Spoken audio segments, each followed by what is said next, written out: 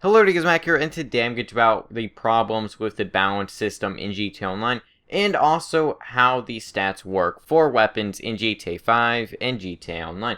Now, that's an episode in my series called How to Balance GTA 5, and this one won't really be talking about how we're going to be balancing the weapons, but more so the problems with how the weapons are balanced right now. So the main problem with weapons in GTA Online, and the reason why they're not balanced, is because Rockstar felt the need to make the weapons balanced in a single player fashion. Now, what this means is, let's say you're playing a single player game, and since GTA 5 is a single player first game, the main focus was single player whenever they were developing it. And what this means is, whenever you're playing a single player game, you want to start out with lower weapons, and as you progress through the game, you're going to get better weapons with better stats overall. And that's how GTA Online is balanced. If you look at, say, the assault rifles, so not counting the DLC weapons, let's look at the assault rifle, carbine rifle, and advanced rifle. You start out with the assault rifle. It has pretty terrible rate of fire. It has a decent damage, but honestly worse than the other weapons. And overall, it's a bad weapon, pretty much. Although, at the time, it feels like a pretty good weapon, right? But once you start getting the carbine rifle about halfway through the game, then it has not only a higher damage at 32 compared to the assault rifle 30, it has a better accuracy, a lower spread, and it also has a better rate of fire. And overall, it's just better in every single stat compared to the assault rifle. So the assault rifle doesn't do anything that the carbine rifle doesn't.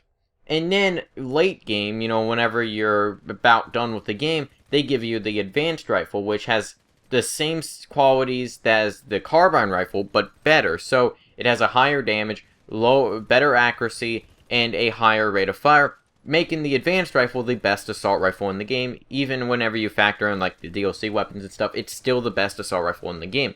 And this works with pretty much all the weapons. If you look at, say, the combat MG, that's better than the MG. The heavy sniper is better than the sniper rifle in every single stat because it's unlocked later. So, these weapons aren't really balanced because of that.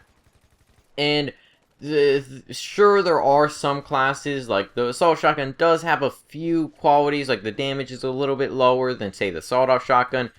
Overall, it is better generally, right? So, the problem with this is that in a multiplayer setting, it gets kind of boring. Whenever you're using the same weapon over and over and over, and you don't have any reason to switch, it does get kind of repetitive. And since we have the weapon wheel, which lets you use any weapon at any time, there's no reason to even switch to any other weapon. Like the assault rifle. There's no reason at all because the advanced rifle does everything the assault rifle does, but better. And some people will argue, well, higher levels deserve better weapons, right? But my main focus with this series is to let those higher players still have their god tier weapons, right? Their weapons that they have been using, like the advanced rifle, but switch those up a little bit, but also make the other weapons balanced and have their own niche. That's what I want the weapons in GTA Online to have, because right now there's one god tier weapon in every single category that does everything best. And I don't really want that, because if you had to switch, maybe there's a weapon that has a higher accuracy than the other one.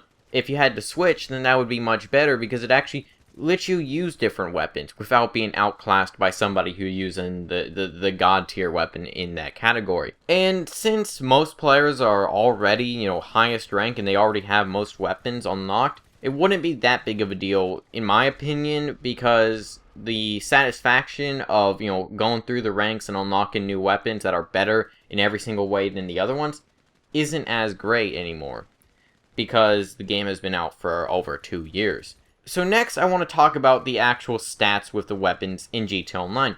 Now, basically the stats for GTA weapons, I'll leave a link in the description if you want to go check out the stats. You have 4 base stats that really can change a weapon. You have damage, you have the spread, which is your accuracy, you have the range, and you have the rate of fire.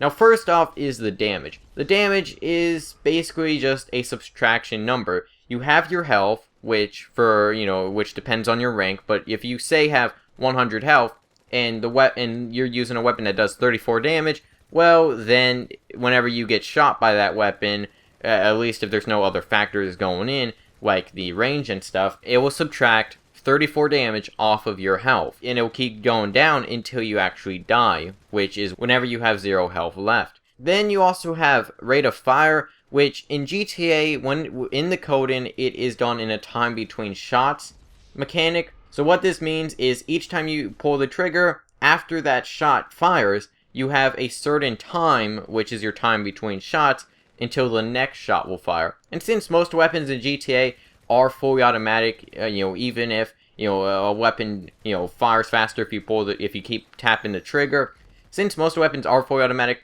this time between shots doesn't change. Next is your accuracy. Now, your accuracy in GTA is actually in a spread mechanic. There's not much recoil, and it's not anything to worry about. Really, the recoil in GTA is not that big of a deal. It's almost non-existent on pretty much every weapon. But your spread is a max spread, which can be any number, really. But the way let's take, say, a carbine rifle, for example. It doesn't have the highest spread of the assault rifles, but it's just a 3.0, which that 3.0 is your max spread. So each time you pull the trigger, it will increase that spread. It will eventually go down if you stop firing for a certain time. Now, also, one thing that you want to keep in mind is that if you're hip firing, if you're just running gunning, it's going to be double that. So it's going to be 2 times that 3.0 at 6.0. And if you go into accurate mode, so if you're aiming down sights and you zoom in again, that will mean that it will put a 0.5 multiplier on it, basically cutting it in half. Next and finally would be your range. Now, your range is basically a start in meter until your end in meters, which for most weapons is 120 meters, at least most fully automatic weapons and stuff. So let's take, for example, the SMG.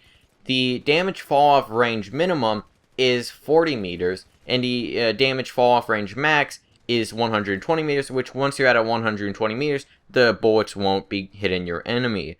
And over time, once you get that 40 meters until you get to 120 meters, or you get from your damage fall off minimum to your max range, it will start decreasing your damage over time. So each meter it will take off. Usually it's 0.3 damage, but some weapons, like the collector's edition weapons and stuff like that, they don't have any damage range at all. Which is one thing I do think that they need to fix in this series. Now, one thing is your health as well. Now, your health in GTA depends on your rank. So below rank 20, it'll be 238. Below rank 40, it'll be 256. Below rank 60, it'll be 274. Below rank 80, it'll be 292. And if you're below rank 100, it will be 310. And if you're after rank 100, so rank 100 plus, it will be 328. And next is how to calculate damage per second and time to kill. Now, time to kill is basically your time between shots multiplied by your shots to kill minus 1. Now, the reason why you minus 1 is because the first shot really doesn't have any travel time to it, so whenever you pull the trigger, it sort of just hits the enemy. There's no time where that first shot will hit, and that is because GTA is hit scan. There's no projectile coming out of your weapon, or an actual projectile that has to travel to its target. It will just be instant. So that's your time to kill, and while time to kill is an effective way to see how good a weapon is, it's very difficult to use because since your rank determines your health, and since it's kind of hard to know, like if you're just going up against a random person, you're not going to know what rank they are, therefore you're not going to know how long the weapon takes to get a time to kill, which is kind of a problem for consistency, and that's one thing I would love if Rockstar made it more consistent with the time to kill to see everybody has the same health pool or something like that. I think that would be very nice, just so that it is more consistent. And also, you have your damage per second, which is your time between shots divided by 1, then multiplied by your damage. So what this means is if you want to balance out a weapon, there's basically 4 different ways you can do so. Maybe you can also have a middleman, which isn't the best in any particular stat, but is also just a average weapon. So let's say if you have an assault rifle that has high damage, well, you're usually going to want it to have a low accuracy and maybe a low RPM.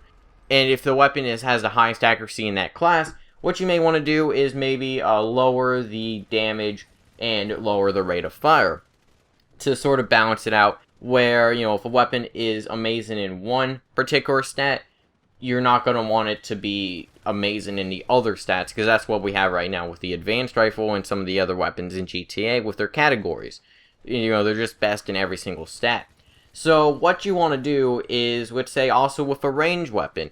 Now, the range is sort of a weird mechanic, because if a weapon has a very amazing range, you're also going to want to have a pretty good accuracy, because if the accuracy is terrible, and the rate of fire is terrible, and the damage is terrible on a long-range weapon, then you're not even going to be hitting your shots, so there's no reason for having a ranged weapon, you know, a weapon that can be used at long range, if the accuracy isn't that great as well. Same with, you know, rate of fire. If you have a high rate of fire weapon, you're usually going to want to have a low damage and a low range on that weapon, so that it can't be effective at longer ranges. That's how I'm sort of going to want to balance out these weapons. I'm going to want every single weapon to have its own purpose in GTA, because right now, that's not the case, and I feel like that's how the weapons should be balanced for pretty much any first-person shooter, and one that is like GTA. So that's how the weapons are balanced in GTA. There are a few other mechanics, like, you know, the magazine size, but most weapons have, you know, already a magazine size that's, you know, pretty much the same across the board. You can also do something like recoil airtime, make it better for, you know, tap firing or something like that. You can also do a few other things, like network hit limbs damage modifiers, and, you know, network, you know, damage modifiers, which change against another player, but those are only on, like, snipers and stuff. And you can also do hit limbs damage modifiers, which for most weapons is 0.5, and there's a lot of other stuff that you can do with these types of weapons. But, you know, just keep in mind that there are 4 base stats that you want to keep in mind, which you have damage, spread, rate of fire, and range. So let me know your thoughts on this in the comments. Do you agree with me on how I feel the weapons should be balanced? And also, check back later for the next episode, which will be on the pistols and how to balance out those weapons. But let me know your thoughts on this in the comments. Hope you enjoy. Feedback's always appreciated. I'll see you guys in the next video.